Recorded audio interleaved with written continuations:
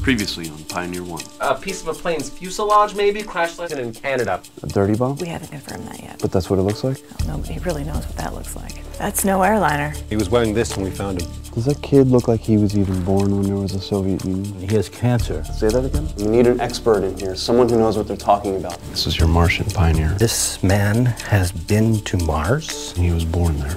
Will you help us out, Doctor? Abso-fucking-lutely. To abandon our efforts now is simply a failure of imagination of the worst kind. It's more than that. It's near criminal, in the opinion of this humble scientist. We speak of a responsibility to the future, to our children's future, yet we refuse to take the next step as a civilization, as a species, to ensure that future. Mars is the next step. Mars is the future. Dr. Walzer, I'm sure I speak for all of us when I say that we appreciate your enthusiasm and your passion, but all the proposals I see here are simply too expensive to be taken seriously at this time, to say nothing of the danger involved. Perhaps with all due respect, Mr. Chairman, what we are talking about here is akin to Columbus, upon discovering the New World, deciding to turn his ships around and never looking back. Surely his contemporaries also thought his voyage was too expensive and too dangerous. Some might even have called it foolish, but that journey is what led us to where we are today. Not returning to the Americas after that first journey is unimaginable to us now.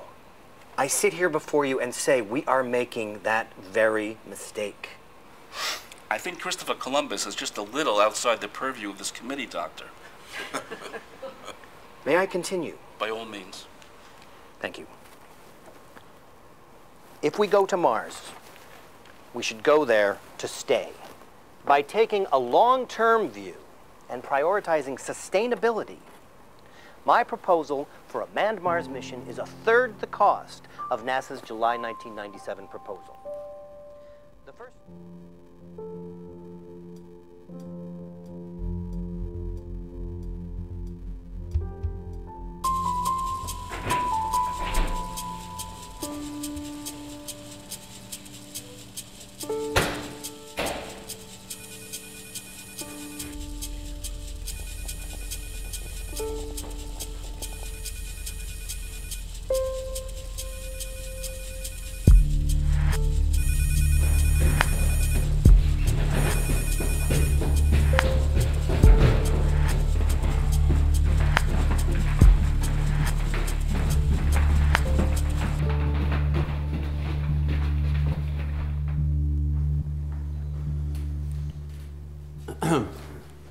Yes, 1 second.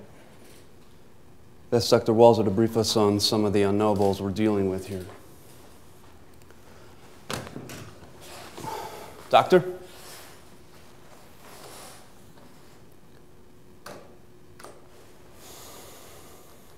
Dr. Walzer.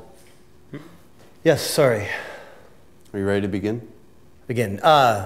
Yes, please.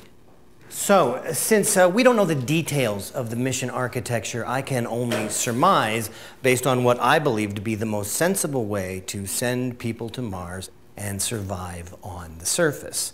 As soon as we get in contact with the Russian authorities, I'm sure they'll be able to confirm or correct some of the assumptions I've made here. Okay, given the cost-prohibitive nature of most Mars mission proposals, I'd say this mission was probably some variation of my living off the land approach, for which I've advocated strongly for years. What distinguishes my approach from traditional approaches is in situ resource utilization, on which I'll get into more detail a little bit later. But this allows for immense savings in initial launch weight. Counterintuitively, A mission of this type would be launched during Martian conjunction, when Mars and the Earth are the greatest distance apart. By doing this, we're able to take advantage of the Earth's inertia and substantially reduce fuel cost on our trans-Mars injection maneuver, saving, as I said, an immense amount of weight. It's more than a fair trade-off, and I would argue it's no more of a risk than a launch during Martian opposition, when the Earth and Mars are closest together. Conventional thinking has it that this is the best time for a launch to Mars, because the thrust required... I'm going to stop you right there, Doctor. What is this? What's what? Asked you for a briefing. This sounds more like a sales pitch for your book. Well, in order to brief you, I have to... All I need to know is if this Mars story is credible or not. I would say that it is. I told you that yesterday. I need evidence, proof, not a science lesson. Well, I'm working on that. Good. Let me know when you have something.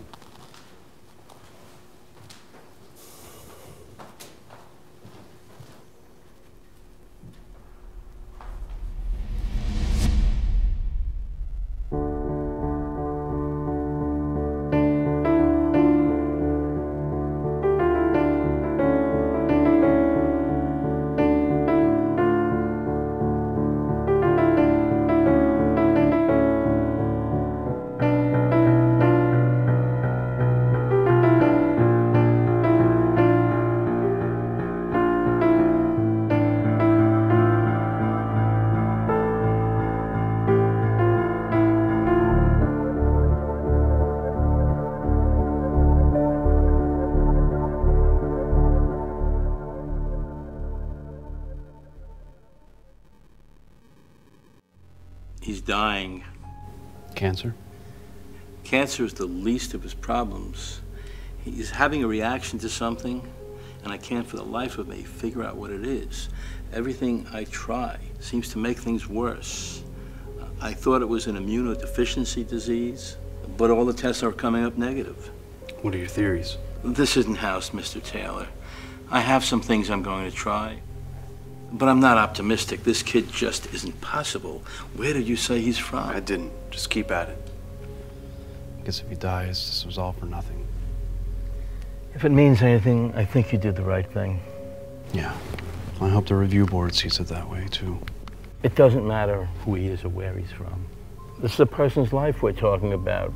Just take care of that kid, Doctor. I'm doing my best, but no promises. Yeah. Let me know if anything changes. I hate when people say that to me. Do you think I'm going to keep it to myself? You'd be surprised. Yes. Okay. McClellan's office wants an ETA on the suspect. Tell him to call back. I think they meant they wanted it now. Yeah, and I want a cheeseburgers. We have to give them something. It's the Deputy Secretary of Homeland. I'm aware of who it is on the other end of the goddamn phone, Agent Larson. I don't have anything new to tell them right now.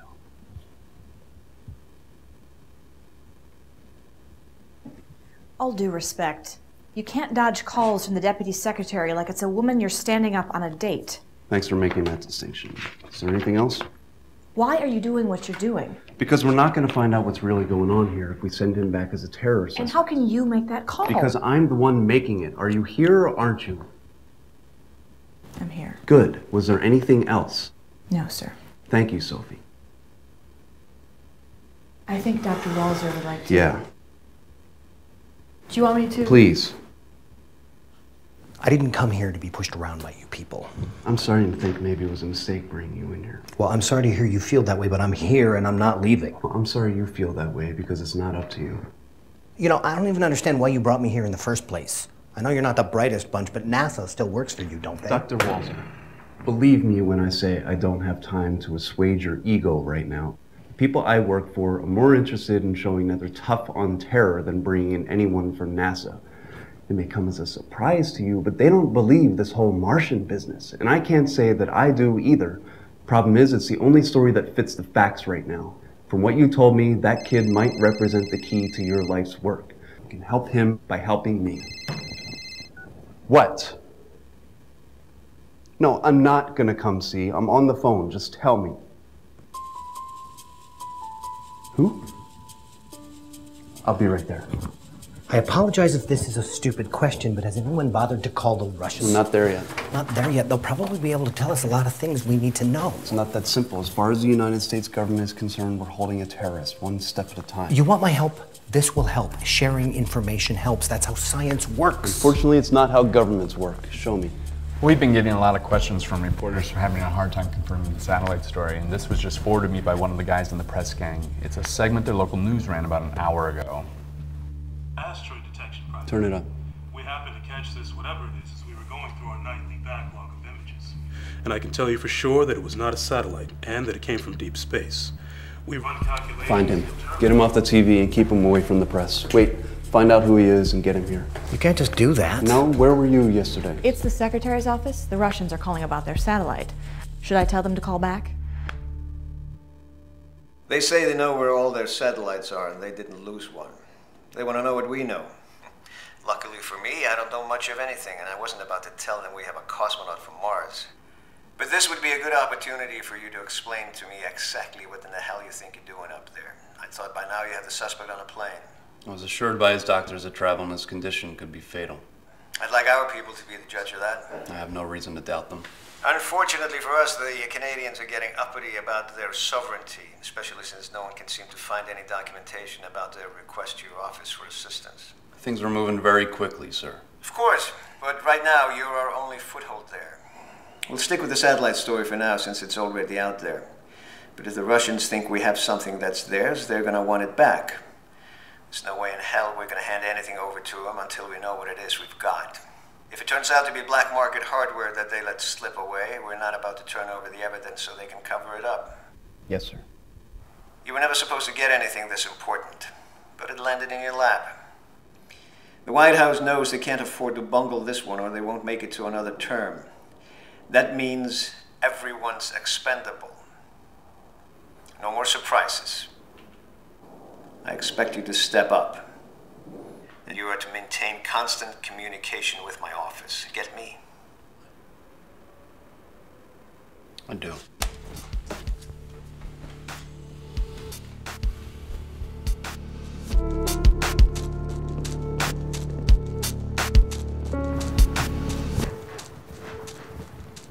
Agent Larson, where's Director Taylor?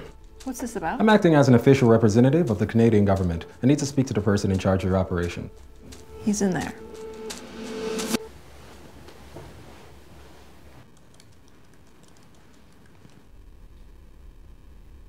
Who are you? I'm Captain Binton. Where's the guy I was dealing with yesterday? I like that guy. Captain Adrian's been promoted. Since last night? He's on temporary duty here during an emergency. What's this about? You should know I've been ordered to place you under arrest.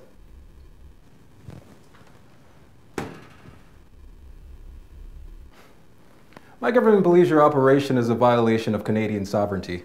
I spoke directly with the foreign minister and told him that based on Captain Adrian's report, I felt it was in Canada's interest not to rush till we have all the facts on the ground. He agreed. Thank you very much. Then Captain Adrian, you believe you were doing the right thing, are you? I believe we are, yes. Good, because my neck's on the line now too.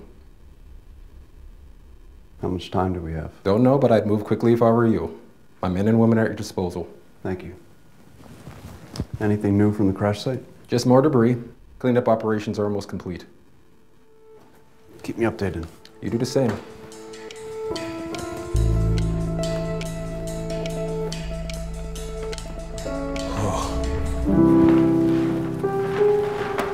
I've got it from here. Mr. Anderson. Anderton with a T. Right. Do you have those images with you? Sure do. Anything I can do to help you guys out. Good. Between you and me, we can use it. Mr. Anderton, this is Dr. Holy crap. You're the Mars guy, aren't you? Zachary Walzer, 2 planets, 1 future. That's right. Anderton, Clive Anderton, I am a big fan of yours. Well, thank you. Thank you. It's nice to be appreciated. What the hell have they got you up here for?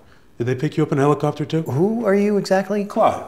Clive Anderton. Call me Clive. I'm out of Goldstone in Arizona. We work with Space Guard tracking near-Earth objects. Asteroid hunters, you know.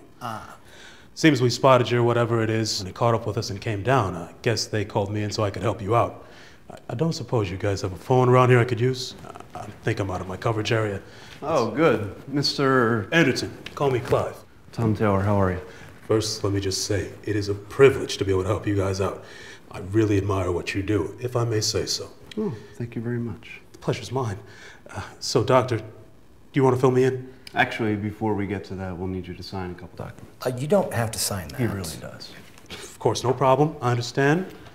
National security and all that. Where do I sign?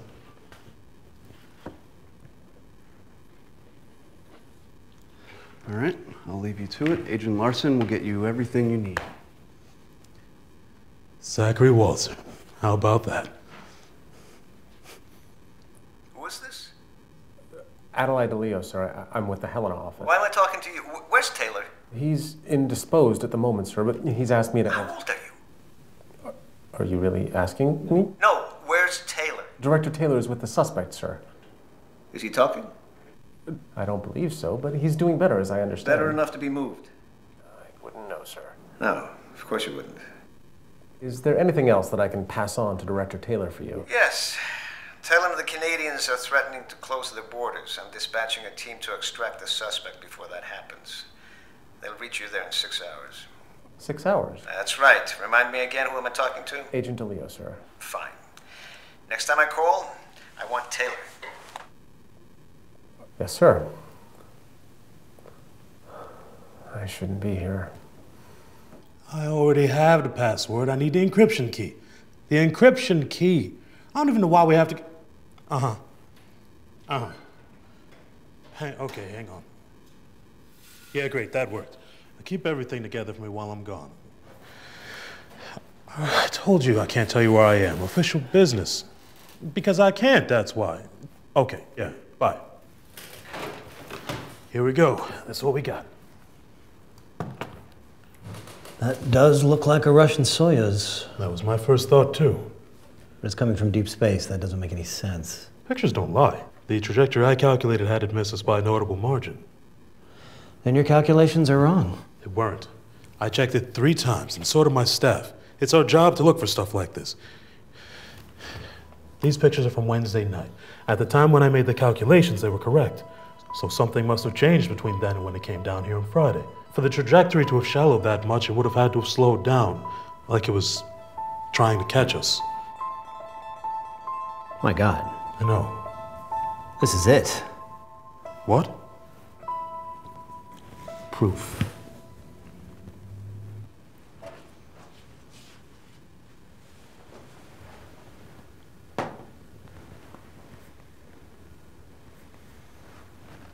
What's this? A rock. I can see that. Why is it on my desk? This isn't just any rock. That's a rock from Mars. It's pretty much like any rock I've ever seen. Turn it over.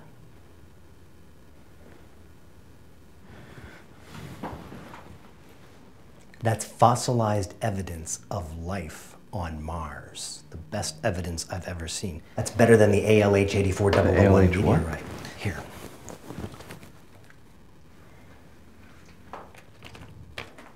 Back in 1996, NASA announced that they had found microscopic evidence in meteorites from Mars. You carry this around in your wallet? It's big news, but this is better. This is definitive. You said these came from inside the capsule? Yeah. It's a message. They're sending us a message. This is exactly what we'd hope to find if we ever went there. I'm sorry, Doctor. You're gonna have to do better than that. Better than what? Listen to what I'm telling you. I can't go to my superiors with a bunch of rocks. I need something definitive, like why that thing came down and spread radiation everywhere. Obviously, more than just the re-entry capsule came down. The nuclear battery was probably inside the service module, which is supposed to be ejected and left in space, but it wasn't. The whole thing re-entered. Could that have been intentional? What? Could that have been done intentionally? I don't follow. Why would somebody do that? To use as a weapon. That's insane. These are the questions I'm going to be asked. It's not wholly inconceivable, but it's a hell of a stretch. Yeah, you're right. A man from Mars is much less of a stretch. Well, I guess we'll find out when he starts talking. I don't think we can count on that. Why? Apparently, his immune system has been compromised. He's having a reaction to something. They can't figure out what. If they can't figure out in time, well... Well, that would make sense. Why would that make sense? Think about it, living in one of the most closed-off, antiseptic environments imaginable. No acquired immunity to any of the germs that you and I are exposed to every day. He never had a vaccination, never rolled around in the mud, he never scraped his knee on the playground. So what should we do? I'm saying they have to stop treating him like he's a normal human being. He's not. It's not a reaction to something, it's a reaction to everything. Great. You know, pretty soon, I think you're gonna have to decide what you believe. And what do you believe, Doctor? What I can see. We have a kid with no acquired immunity who has cancer all throughout his body as if he's been exposed to intense amounts of cosmic radiation. We have pictures of a space capsule coming toward the Earth from deep space. We have rocks whose composition matches meteorites known to be from Mars. What else do you need? Time.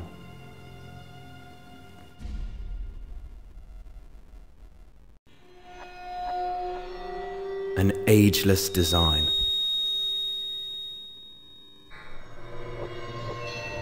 Crafted by some of the most modern technology in the field. And for the first time, available to you. The Pioneer One t-shirt. Support the show by getting it and other fine merchandise at pioneerone.tv. Made possible by Hacker Threads.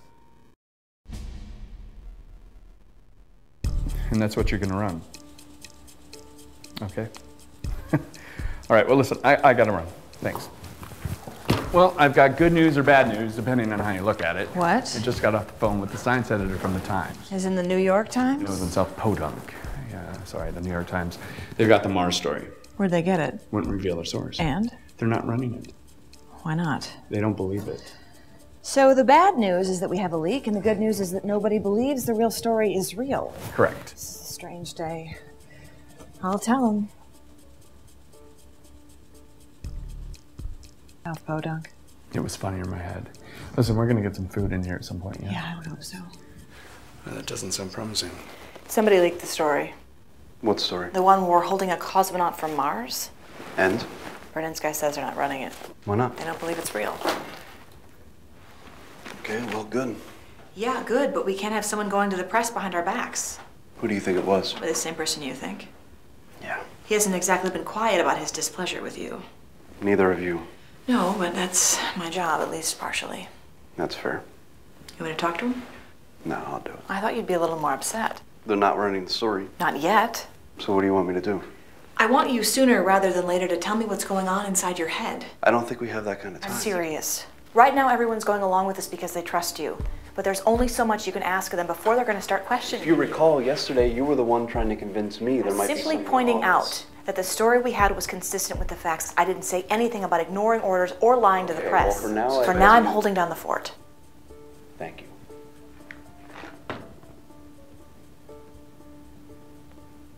Everyone's starving, by the way.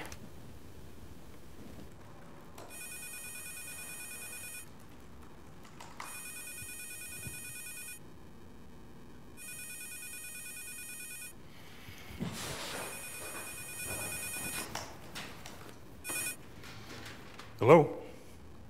Yeah, he's here. It's for you. Hello? Did you leak the story? What? Newspaper got hold of the Mars story. Did you tell them? I don't know what you're talking about. Doesn't matter, they're not running it. Why? They don't believe it's real. Really? Is that good or bad? A leak is definitely bad, and any violation of the Confidentiality agreement would have serious consequences. I would think so. We're out of time. Right before The Apollo 11 astronauts returned from the moon, Congress passed something called the Extraterrestrial Exposure Act. It was to prevent any contamination by foreign microbes they might have picked up by placing them in a quarantine for 2 weeks. Well, if you're willing to accept that we're dealing with something from Mars, There might be a legal requirement to place this entire area, everything, and everyone that's come into contact with the capsule or its occupant under quarantine. if not under that law specifically, then there's still a case to be made. It's a Good try, Doctor, but I think we're out of time here. I see. You've made up your mind then. What? Are you still? I'm gonna have to call you back.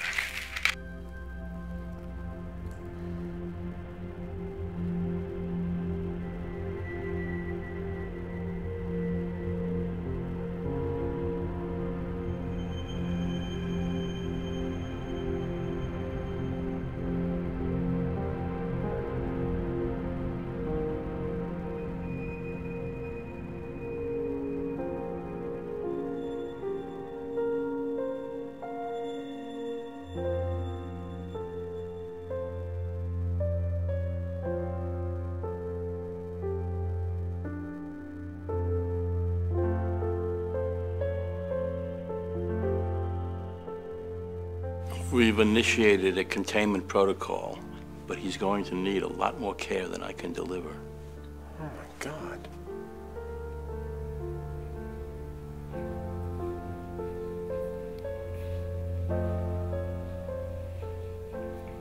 Not for nothing, but if you'd been straight with me from the beginning, we could have avoided a lot of this.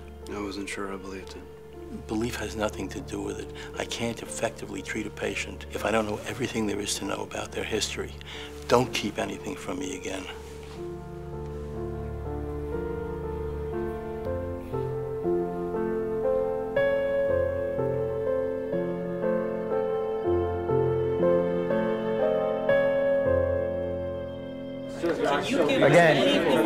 Again, I'll refer you to our earlier statement. Ladies and gentlemen, Deputy Secretary Eric McClellan. Good evening. As you already know, a satellite crashed 2 nights ago near Edmonton in Canada. It spread some of the nuclear material it used as a power source over parts of Montana State before crossing the U.S.-Canadian border. It was for that reason that DHS agents from our Montana field office were dispatched to assist local Canadian authorities. This was at the request of officials in the Canadian government. Despite initial fears, all the information we have suggests that this was an accident, that there was no hostile intention on the part of any nation or terrorist organization, and that this is exactly what it appears to be. It has been suggested that the satellite may have been of Soviet origin, a relic from a bygone era. While we have not confirmed that, we have been in communication with the Russian government through their embassy, and I understand the president spoke with the Russian president by phone earlier this afternoon. We are expecting their full cooperation in determining the origin of the satellite if it is needed. For now, the base in Calgary, where the satellite debris has been collected, is being placed under strict quarantine. Since the first affected areas were in the United States, the Canadian government has agreed to let the American task force, headed by Director Thomas Taylor, remain in Calgary to continue the investigation for the duration of the quarantine. I understand they will be issuing their own official statements shortly. I wish to express my hope that the media refrain from sensationalizing this too much. Not that that's ever happened before. Seriously, folks, I know it's a juicy story, but there is really very little cause for alarm. The situation is well in hand. Good night. Well, we're in it now. I know none of you are expecting an extended stay up here, but I think you'll all agree that these unique circumstances deserve a thorough and thoughtful investigation. I also know that some of you may disagree with how I've handled this matter thus far. It's fair. Feel free to file a report when we get back. But for now, I expect you to continue doing your jobs until we get to the bottom of this. Now, if you'll excuse me, I'm expecting a phone call.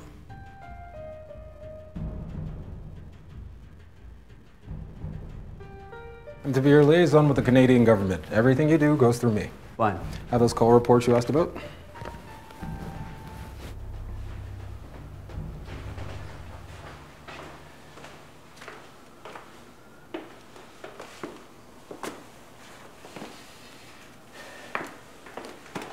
Two weeks. Sir? You got yourself 2 weeks. Mainly because I'm not convinced the Russians aren't hiding something. What? I don't know, but at least I bought us some time to find out. Oh, by the way, Your extraterrestrial exposure law was repealed 20 years ago. The only reason the Canadians are going along with all of this is because it seems you have an advocate in their government. If you have any idea who, I send him a fruit basket. Yes, sir. One last thing. This now involves 3 countries, and you do not set policy for this government on your own. Are we clear? We are.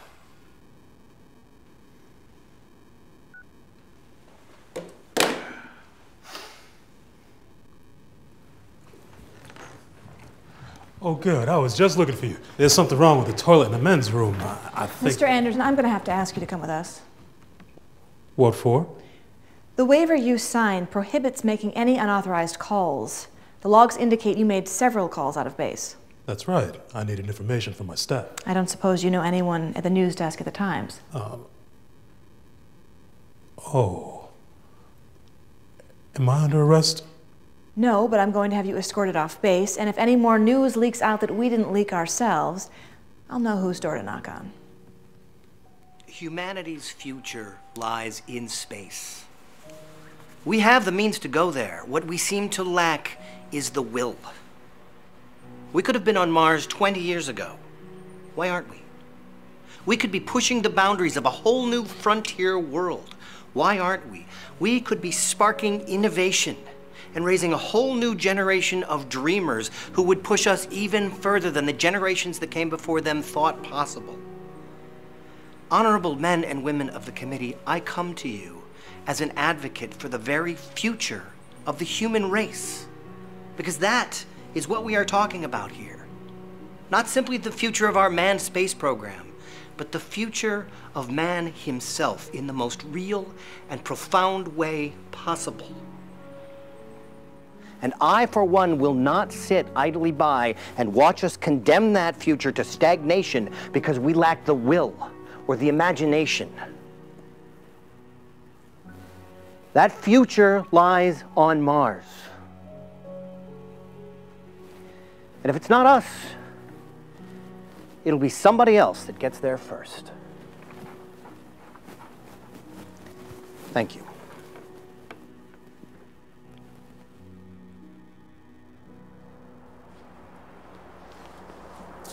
There's food if you want. I don't think I like that Clive guy very much. Yeah, well, you'll be pleased to know he won't be working with us any longer. Turns out he was our leak.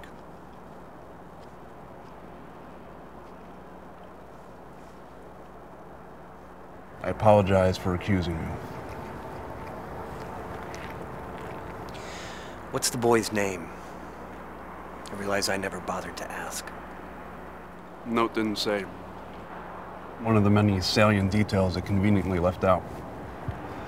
For now, we're calling him Yuri. Well, Yuri. I don't know. Seemed as good a name as any.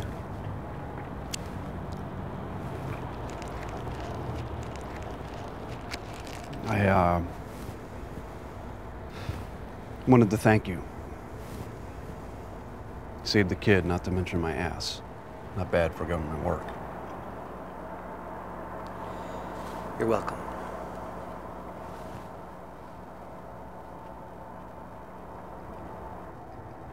You know, it's funny.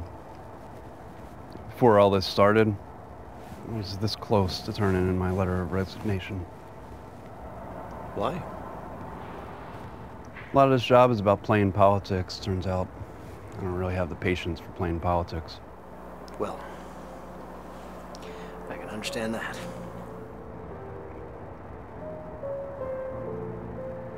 I need you to level with me, Doctor. What are we dealing with here?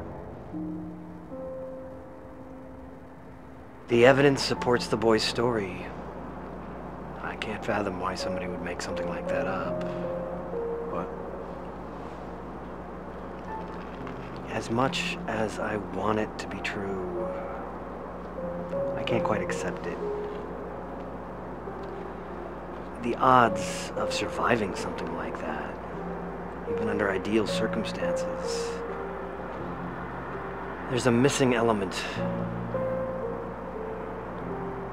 But Seeing that kid's face, I don't know what to believe.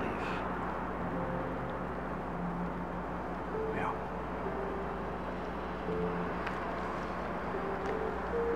Hey, if we're gonna be here for a while, I'm going to need someone to feed my dog. I'll get right on that.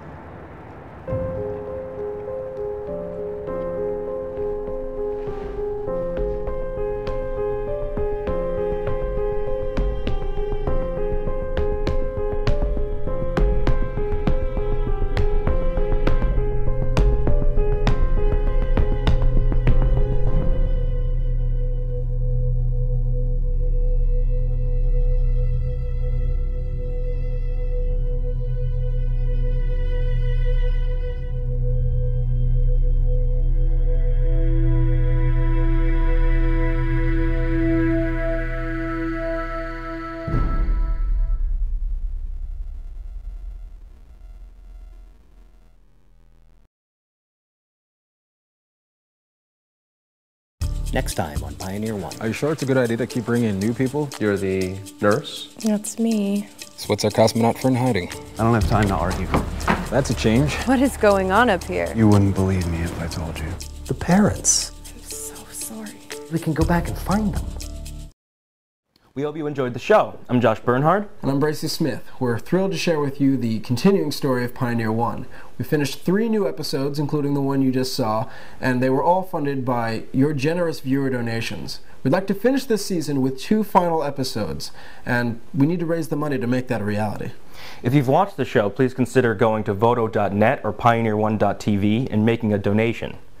If everyone who watched donated at least $1, not only would that ensure that we'd be able to finish the season that we've started, but it would also go a long way toward proving this as a viable alternative to traditional media, which I think is pretty exciting. You can also help by spreading the word on Facebook, Twitter, your blog, telling your friends, really whatever means you have open to you. The success of this show depends on your support. Help us reach that goal. Thanks for watching. Be seeing you.